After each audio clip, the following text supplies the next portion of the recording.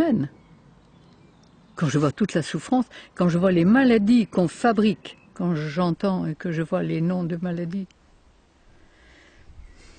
je respire abondamment. Mais ce n'est pas les maladies qu'il faut guérir. Vous soignez une maladie, médicalement, comme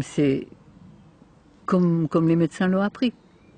On empêche le système d'élimination de fonctionner, il ne fonctionne plus, mais au lieu d'éliminer les résidus, il les enferme. Et quand il y a trop de résidus dans les liquides interstitiels, dans les liquides dans lesquels baignent les cellules, ils pénètrent dans la cellule. Comment voulez-vous qu'ils fassent autrement?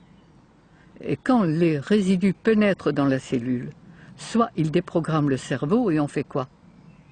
Un cancer.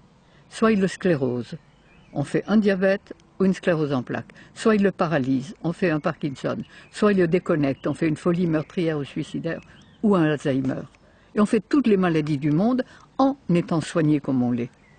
Lorsque j'étais enfant, il y a 80 ans, eh bien, un cancer, on n'en entendait pas parler.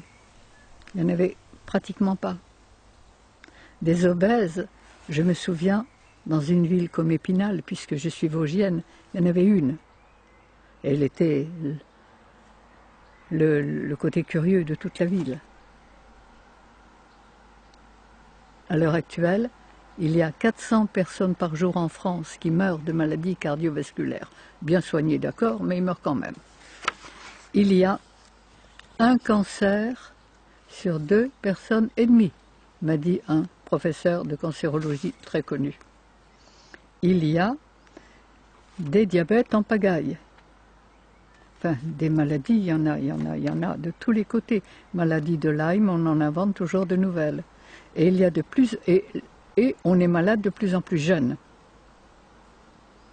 Des dépressifs, des suicidaires. Quand j'étais enfant, il y a eu un suicide dans un village de 1000 habitants en 20 ans d'existence. J'y suis allée il y a quelques années, il y avait eu 4 suicides dans l'année. Et c'est là où, évidemment, on se rend compte qu'on marche totalement à l'envers. Mais cela a des raisons précises.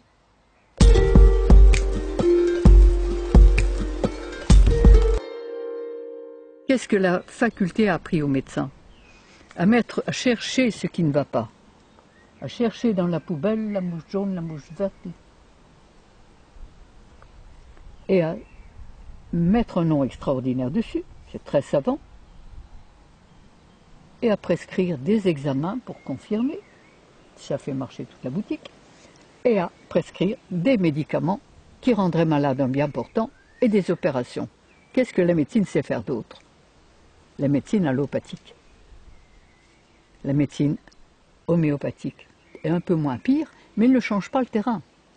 Je confirme que la faculté a appris aux médecins à éteindre les voyants rouges, à arrêter la souffrance, sans jamais se demander pourquoi ces voyants rouges se sont allumés, sans jamais se demander pourquoi on souffre.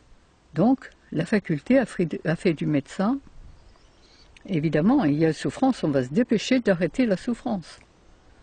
Vous avez mal quelque part, on va mettre un grand nom. Si vous avez mal à gauche, ça sera une gauchite, à droite, ça sera une droitite.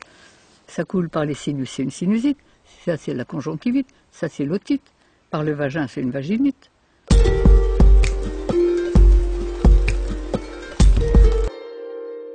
Je suis passé en correctionnel, j'ai été appelé par l'ordre des médecins. Et quand l'ordre des médecins m'a appelé, c'était un bon vieux médecin d'Avignon, et qui m'a dit « Madame Grosjean, si vous n'aviez pas la popularité que vous avez, il y a longtemps qu'on vous aurait fait un procès.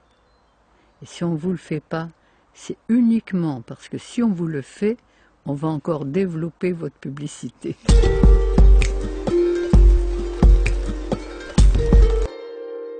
Eh bien, donner à notre corps les aliments que la nature a prévus pour son système digestif. Ensuite, chaque fois qu'il crie au secours, qu'il veut se nettoyer, l'aider à le faire. Et ça, la véritable médecine, elle est là.